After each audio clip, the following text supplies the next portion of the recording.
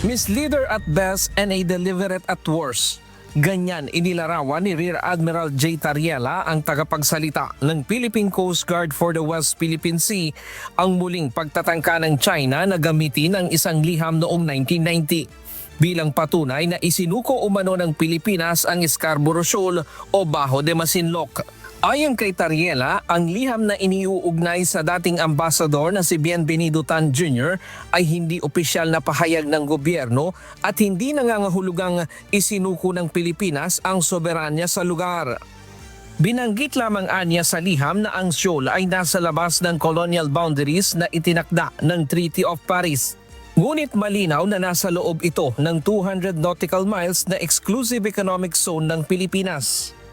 Ipinaliwanag din ni dating Supreme Court Associate Justice Antonio Carpio na walang kapangyarihan ang isang ambasador na magbitiw o magtalaga ng teritoryo ng bansa.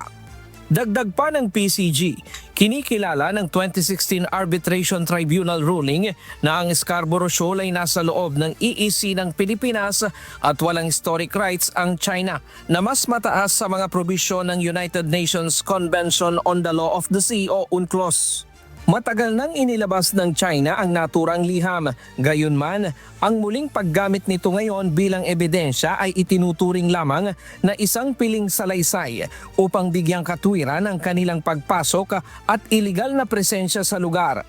Iginiit ni Tariela na kailanman ay hindi nagkaroon ng aktual na soberanya ang China sa Bajo de Masinloc at wala rin umanong matibay na makasaysayang batayan ang kanilang pag-aangkin sa naturang bahura. Ryan Lacanlale, humahataw sa Balita Ngayon.